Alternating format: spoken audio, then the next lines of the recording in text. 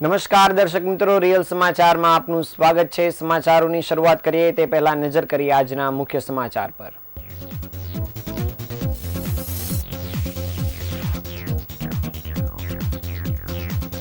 Central zone વિસ્તારમાં પાયાની સુવિધાનો અભાવ હોવાથી ઘણા પરિવારજનો વિસ્તાર છોડ્યાની કરી કબૂલાત। રાજસ્થાનથી સુરત આવતી અરવલ્લી એક્સપ્રેસના 7 મુસાફરોનો સામાન ચોરાયો।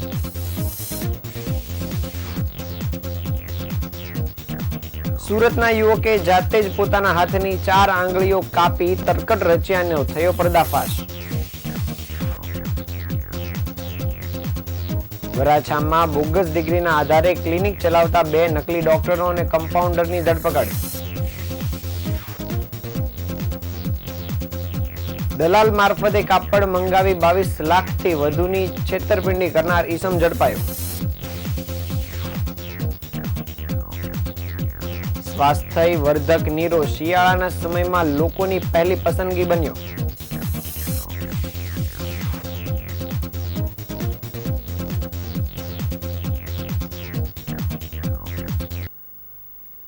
સમાચાર વિગતે જોઈએ। સુરત મહાનગરપાલિકામાં 1990 થી ભાજપનું જ રાજ છે, પરંતુ આટલા વર્ષો પછી પણ ભાજપ કોટ વિસ્તારમાં તમામ સુવિધાઓ આપવા માટે નિષ્ફળ ગઈ છે।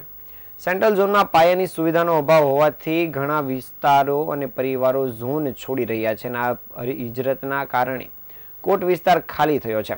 આવો આરોપ વિપક્ષે નહીં પરંતુ ભાજપના જ એક ધારાસભ્યએ કર્યો છે। શહેરના પૂર્વ વિધાનસભાના ધારાસભ્યએ સેન્ટ્રલ ઝોનમાં સીસી રોડ બનાવવા માટેની માંગણી કરી છે, જેમાં આ પ્રકારનો ઉલ્લેખ કર્યો છે અને તેના કારણે ભાજપ દ્વારા પાયાની સુવિધા આપવામાં આવી ન હોવાથી સીધી કબૂલાત કરી છે, જેથી વિકાસના ફૂલાયેલા ફુગ્ગાની હવામાં લેટર બોમ્બ ફૂટ્યો હોવાની ચર્ચાએ જોર પકડ્યું છે।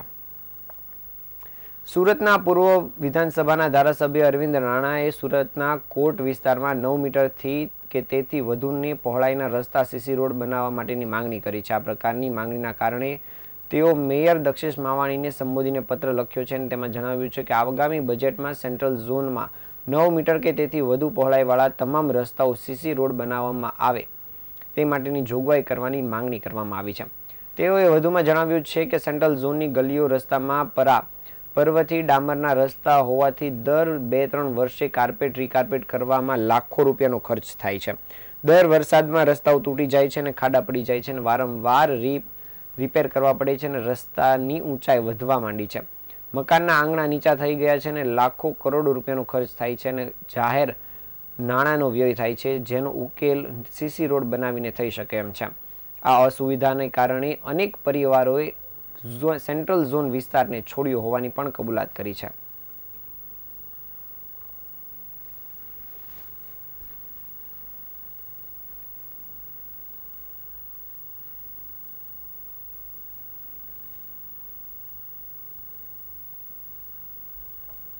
સુરતના મુસાફરો અરવલ્લી એક્સપ્રેસમાં રાજસ્થાનથી પરત સુરત આવી રહ્યા હતા। તે સમયે રાજસ્થાન વિસ્તારના રીંગસ રેલવે સ્ટેશન પાસે સેકન્ડ એસી કોચમાંથી 6 યુવતી સહિત 7 મુસાફરોનો સામાન ચોરી થયાની ઘટના સામે આવી હતી। ટિકિટના 2500 રૂપિયા ચૂકવ્યા બાદ પણ સામાન સલામત ન હોવાથી મુસાફરોમાં ભારે રોષ જોવા મળ્યો હતો, જેનો વિડીયો પણ સામે આવ્યો હતો। જો કે આરપીએફ જવાનો એક સાથે 1 કલાકની માથાકૂટ બાદ આ પેસેન્જરની ફરિયાદ નોંધવામાં આવી હતી।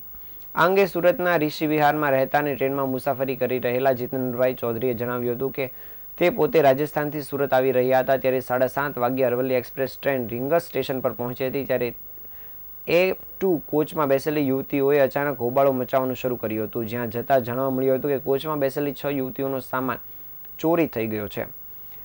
જે અંગે ચેક કરતા તેમનો સામાન પણ ચોરી થયા હોવાનું સામે આવ્યું હતું। ત્યારબાદ પેસેન્જરે ચેન પુલિંગ કરી હતી, જેથી આરપીએફના જવાનો પેસેન્જરની વચ્ચે પહોંચ્યા હતા અને આરપીએફના જવાનોએ અમારી ફરિયાદ લેવાના બદલે અમારી સાથે જીવાજોડી કરવાની શરૂ કરી દીધી હતી અને ટ્રેન જવા દો, તમારે ફરિયાદ કરવી હોય તો આગળના સ્ટેશન પર કરી દેજો તેવું પણ જણાવ્યું હતું, પરંતુ જે લોકોનો સામાન ચોરી થયો હતો તે લોકોએ ભારે વિરોધ નોંધાવ્યો હતો। બાદમાં આરપીએફનો જવાન દોડી ગયો હતો અને તેમણે જણાવ્યું હતું કે અમે એક વ્યક્તિને પકડ્યો છે, જેની પાસેથી 3 બેગ મળ્યા છે અને ત્યારબાદ 2-3 વ્યક્તિના સામાન મળ્યા હતા। ત્યાં આરપીએફ જવાન દ્વારા એફઆઈઆર નોંધવામાં આવી હતી, જેથી અન્ય લોકોના પણ સામાન મળી શકે. આ તમામ ઘટનામાં આરપીએફની કામગીરી ખૂબ જ નબળી જોવા મળી હતી. ત્યારે ફરિયાદ લેવાના બદલે આરપીએફના જવાનો દ્વારા પેસેન્જરો સાથે જીભાજોડી કરીને ટાઈમ વેસ્ટ પણ કરવામાં આવ્યો હતો. જ્યારે આરપીએફે એક જ કલાકમાં ચોરને પકડી પાડ્યો હતો. આ સમગ્ર ઘટનામાં રેલવેની ખૂબ બેદરકારી સામે આવી હતી. જ્યારે એક વ્યક્તિ 2500 રૂપિયાની વધુની ટિકિટ લઈ સેકન્ડ ક્લાસમાં ટ્રાવેલ કરતો હોય તેમ છતાં તેની કોઈ સેફટી રહેતી નથી.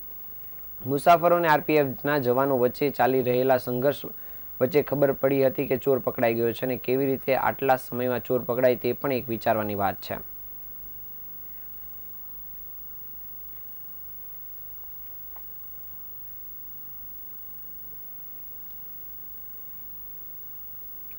સુરતમાં 4 દિવસ અગાઉ એક યુવકની 4 આંગળી કાપીને ચોરી કરવામાં આવી હોવાની વિચિત્ર ઘટના સામે આવી હતી, જે ફરિયાદ નોંધ્યા બાદ પોલીસ માથું ખંજવાળતી થઈ ગઈ હતી.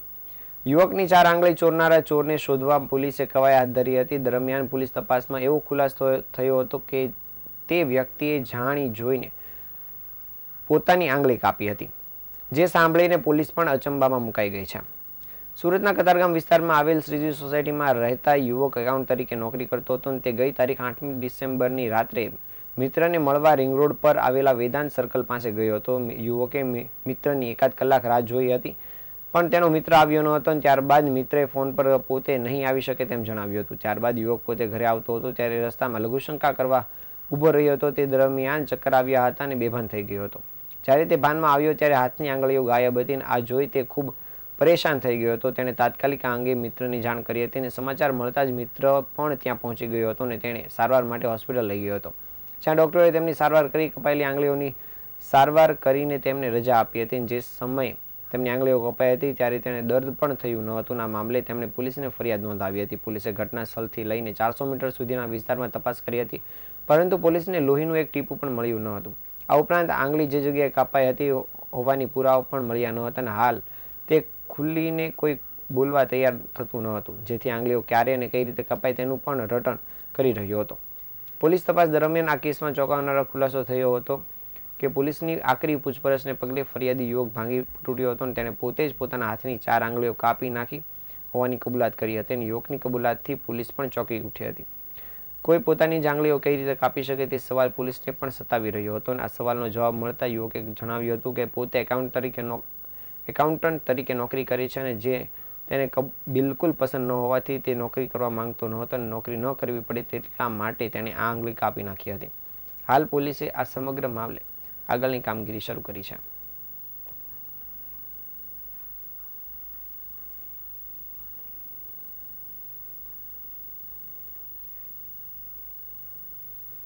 વરાછા વિસ્તારમાં દવાખાનું ખોલીને ઊંટવૈદુ કરતા કોલકાતાના વતની એવા બોગસ ડોક્ટર 2 ભાઈઓને પોલીસે પકડી પાડ્યા છે. પકડાયેલા બોગસ ડોક્ટરો પૈકી એક ગુપ્ત રોગની સારવાર કરતો હતો, અને બીજો જનરલ પ્રેક્ટિસ કરતો હતો. પોલીસ પાસેથી મળતી માહિતી મુજબ દવાખાનાની હાટડી ખોલીને લોકોના સ્વાસ્થ્ય સાથે ચેડા કરતા બોગસ ડોક્ટર સામે પોલીસ દ્વારા કાર્યવાહી કરવામાં આવી રહી છે. દરમિયાનમાં વરાછા પોલીસને બાતમી મળી હતી કે મૂળ કોલકાતાના વતની 2 ભાઈઓ દવાખાનું ચલાવી રહ્યા છે. પીઆરબી ગોજિયા અને સ્ટાફે 2 લંબે હનુમાન રોડ સ્થિત કોમ્પ્લેક્સમાં આવેલા વગર ઓપરેશને ગુપ્ત રોગના ક્લિનિક પર છાપો માર્યો હતો. પોલીસે તપાસ કરતા જુગલ બિશ્વાસ ગુપ્ત રોગની સારવાર કરતો હતો. તે હાઇડ્રોસીલ મસા અને ગુપ્ત રોગની સારવાર કરતો હતો, જ્યારે તેનો ભાઈ મિલન બિશ્વાસ વરાછા ખારવાચાલ ખાતે હર્બલ ક્લિનિક ચલાવતો હોવાનું જાણવા મળતા જ પોલીસે ત્યાં પણ દરોડા પાડીને મિલનની ધરપકડ કરી હતી. બોગસ તબીબ મિલનની ક્લિનિકમાં પોલીસને એલોપેથીની દવા ઉપરાંત ઇન્જેક્શન પણ મળી આવ્યા હતા. અને આ બંને ભાઈઓ માત્ર 12 પાસ હોવા છતાં છેલ્લા 7-8 વર્ષથી ક્લિનિક ખોલીને પ્રેક્ટિસ કરતા હોવાનું સામે આવ્યું છે. હાલ પોલીસે આ બોગસ ડોક્ટર અને કમ્પાઉન્ડરને લઈને આગળની કાર્યવાહી શરૂ કરી છે.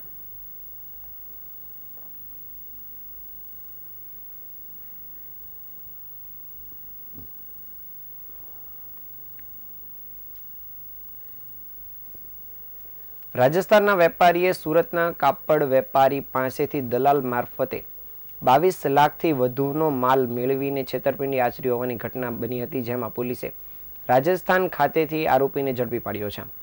સુરત ટેક્સટાઇલ માર્કેટમાં કાપડના વેપારીઓને ચેતવા જેવો કિસ્સો સામે આવ્યો છે. દલાલ મારફતે વિશ્વાસ કેળવી વેપારી પાસેથી 22 લાખ રૂપિયાના કાપડનો જથ્થો મેળવી છેતરપિંડી આચરવામાં આવી છે, જેમાં કાપડ મંગાવનાર વેપારીએ નક્કી કરેલા વાયદા મુજબ પેમેન્ટ કર્યું ન હતું. જાણવા મળ્યા મુજબ પોલીસે આ બનાવમાં આરોપીને પકડી પાડ્યો છે અને પોલીસે મોહન ઉર્ફે દુર્ગેશ ધાકડની ધરપકડ રાજસ્થાનના જયપુર ખાતેથી કરી છે. રાજસ્થાનના જયપુરમાં નિષ્ઠા ક્રિએશન નામની દુકાનના પ્રોપ્રાઇટર બની મોનુએ ઓળખાણ આપી હતી અને વેપારીનો વિશ્વાસ મેળવ્યો હતો. તેમજ જ્યારે છેતરપિંડી બાદ સુરતના વેપારી દ્વારા રાજસ્થાનમાં તપાસ કરાવતા જે જગ્યાએ દુકાન બતાવેલી ત્યાં ખાલી પ્લોટ જોવા મળ્યો હતો, જેથી સુરતના વેપારીએ છેતરપિંડીની ફરિયાદ નોંધાવી હતી, જેમાં પોલીસે આરોપીને પકડી પાડીને આગળની કાર્યવાહી હાથ ધરી છે.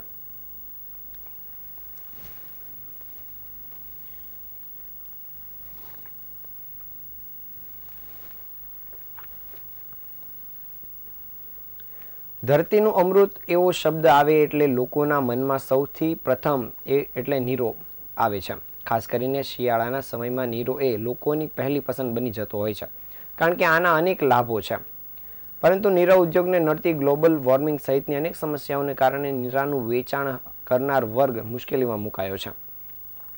નવસારી જિલ્લા તથા તેની આસપાસના વિસ્તારમાં શિયાળા દરમિયાન ઉત્પાદન મોટા પાયે થતું હતું, પરંતુ છેલ્લા કેટલાક સમયથી ગ્લોબલ વોર્મિંગ જેવી સમસ્યાને પગલે 60% જેટલો જ માલ ઉત્પન્ન થાય છે અને તેનું વેચાણ થઈ રહ્યું છે. જિલ્લામાં નીરાનું ઉત્પાદન ઓછું થઈ રહ્યું છે, જેનું મુખ્ય કારણ આ વખતે પડેલો વરસાદ માનવામાં આવે છે. જો કે આ સમગ્ર પગલે એક મહિનો સિઝન મોડી શરૂ થઈ હતી. નશા સંબંધી માટેના જે લાયસન્સ નીરાનું વેચાણ માટે લેવા પડતા હોય છે તે પણ મોડા આવ્યા હોવાથી ફરિયાદો ઉઠી હતી. આ સાથે ઝાડ પરથી નીરો ઉતારવું પણ કપરું કામ છે, જેથી કરીને મજૂરો પણ નહીં મળતા હોવાથી વાત સંચાલકો દ્વારા જણાવવામાં આવી છે. નીરો પીવાના અનેક સ્વાસ્થ્ય લાભો વિશે શહેરીજનોએ જણાવ્યું હતું. એટલા માટે શિયાળાની શરૂઆત થતાં જ લોકો નીરો પીવા માટે નીકળી પડતા હોય છે. ખાસ કરીને ડૉક્ટર તેમજ ડાયટિશિયન પણ નીરો પીવા માટે વિવિધ ફાયદાઓ દર્શાવતા હોય છે, અને જેથી લોકો જાગૃત થઈ શકે, કારણ કે નીરો એક પ્રાકૃતિક એનર્જી ડ્રિંક છે જે શરીરના વિટામિન વધારે છે. ખાસ કરીને પથરીના દર્દીઓ માટે મહત્વનું સાબિત થાય છે, જે શરીરને એકદમ હાઇડ્રેટ રાખે છે. નીરા ઉદ્યોગને પડતી વાતાવરણ અને અન્ય માળખાકીય મુશ્કેલીની સુવિધા અંગે સરકાર જો તેના તરફ નજર કરી અને તેમની સમસ્યાનો વહેલી તકે નિકાલ લાવે તો આ ઉદ્યોગ વધુ ફૂલી અને ફળી શકે છે, કારણ કે શિયાળા દરમિયાન આ ઉદ્યોગ સીધો લોકોના સ્વાસ્થ્ય સાથે જોડાયેલો છે. શિયાળા દરમિયાન આ વેપાર વડે અનેક લોકોને રોજગારી પણ મળે છે. જ્યારે હર કોઈને ખબર છે કે નીરો એક સ્વાસ્થ્યવર્ધક પીણું છે, જેનાથી લોકોને ખૂબ જ ફાયદો થાય છે. જ્યારે શિયાળા દરમિયાન સવારના સમયમાં નીરો પીવો એક ફાયદાકારક માનવામાં આવે છે, ત્યારે નીરા કેન્દ્ર પર શિયાળા દરમિયાન મોટી સંખ્યામાં લોકો નીરો પીતા જોવા મળે છે.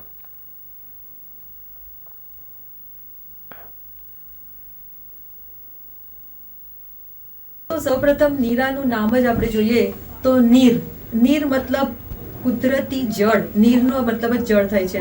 નીરો આપણા સ્વાસ્થ્ય માટે ખૂબ જ ફાયદા સાબિત થયો છે. નીરામાં બહુ સારું વિટામિન સી છે, જે આપણી ઇમ્યુનિટી વધારશે. પોટેશિયમ સારું છે, જે આપણું બ્લડ પ્રેશરને કંટ્રોલમાં રાખશે. તે ઉપરાંત નીરાનો ગ્લાયસેમિક ઇન્ડેક્સ પણ ન્યુટ્રલ છે, જેથી તમને બ્લડ પ્રેશરને કંટ્રોલ, તમારું શુગર લેવલને પણ કંટ્રોલ રાખવામાં મદદ કરશે.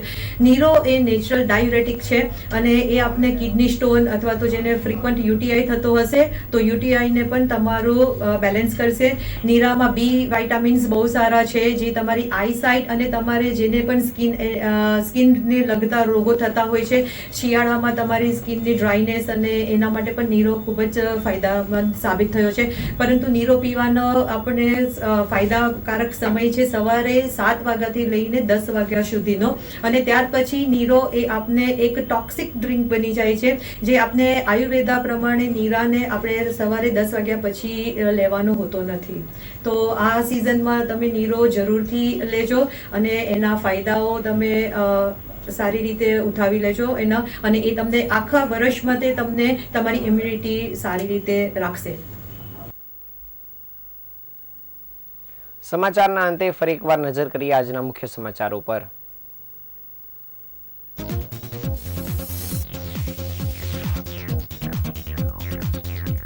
સેન્ટ્રલ ઝોનમાં પાયાની સુવિધાનો અભાવ હોવાથી ઘણા પરિવારજનો દ્વારા ઝોન વિસ્તાર છોડ્યાની કરી કબૂલાત. રાજસ્થાનથી સુરત આવતી અરવલ્લી એક્સપ્રેસના 7 મુસાફરોનો સામાન ચોરાયો.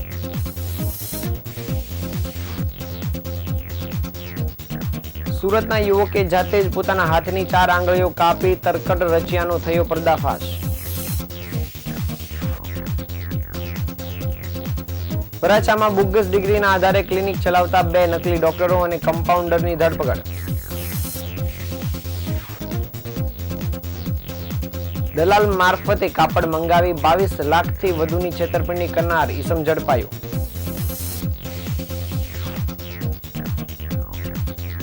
સ્વાસ્થ્યવર્ધક નીરો શિયાળાના સમયમાં લોકોની પહેલી પસંદગી બન્યો.